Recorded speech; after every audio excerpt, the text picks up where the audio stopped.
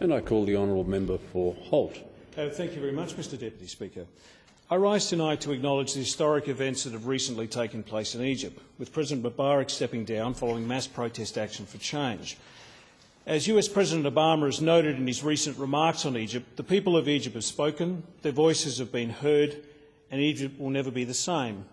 But most particularly tonight, I'd like to acknowledge the members of the Coptic Orthodox community in Australia who have been and are living with the fear about the fate and well-being of their loved ones in Egypt as a result of this recent Egyptian revolution.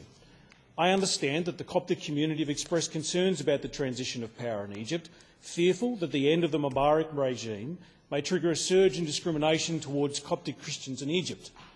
There are approximately 80,000 strong Australian Coptic community in Australia, and they are deeply concerned about Egypt's future. However, I know that they remain hopeful that Egypt can achieve a better future where all of Egypt's people's voices are heard and where minority groups are not discriminated against. It is true that the Coptic community is watching developments carefully, and they are concerned about the interim military rule and are closely monitoring the Muslim Brotherhood, as many Copts have been discriminated against by the government and extremist elements of the Islamic community in the past. On that note, I wish to express my condolences to all of the victims of Coptic community that have been victims of violence and terrorism in Egypt. And the extent of that was made clear on the 1st of January 2011, where many Coptic Australians were in a state of grief and outrage after the heinous and evil Orthodox New Year suicide bomb attack on an Egyptian church. 22 people died after a suicide bomber set off a massive explosion as hundreds of Coptic Christians celebrated a New Year's Eve service in the All Saints Church in Alexandria. Several congregation members who were killed in this murderous atrocity had relatives here in Australia. His Grace Bishop Cyril, the Bishop of Coptic Church communities in Victoria, South Australia, Western Australia and the ACT, has articulated on behalf of his community the reaction, the shocked horror of Copts in Australia and around the globe. In his words, the whole Coptic community all around the world is just in total shock and dismay and never expected anything like this to happen in Egypt. In light of the terrorist attack and the subsequent revolution in Egypt, I met with His Grace Bishop Cyril to obtain further information about his community concerns.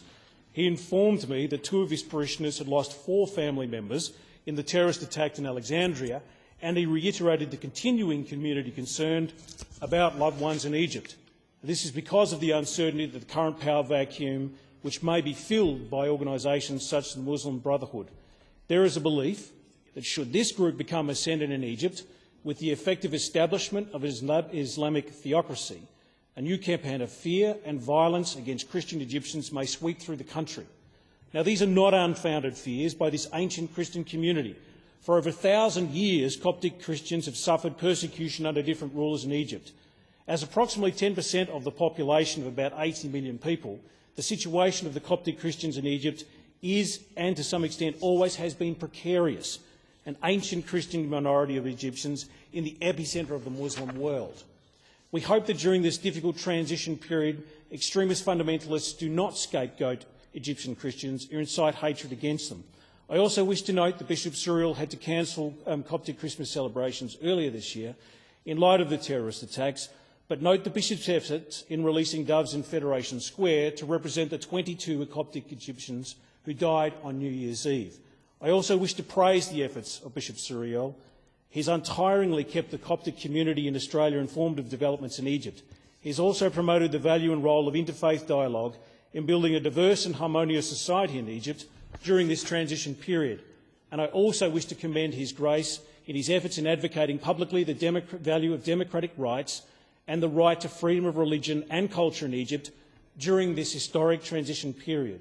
Moreover, in light of the crimes committed against the Coptic community in Egypt in recent months, I would also wish to endorse the motion that was put in federal parliament on Monday by the federal member for Caldwell, Ms Maria Van Vakenu, which basically includes the protection of the rights of all Egyptian citizens. And I wish to note also, just briefly, in passing, the note of the Egyptian military for not firing on the people, the demonstrators they were sworn to protect. However, the overseer of this, General Tantawi, has a right and responsibility to ensure a transition that is credible, democratic and peaceful for all Egyptian people, Muslims and Copts. and this means protecting the rights of all citizens. Mr Deputy Speaker, it's an honour to speak here to acknowledge the works of His Grace Bishop Cyril and the terrible atrocities that the Coptic Egyptians have experienced over their time in Egypt.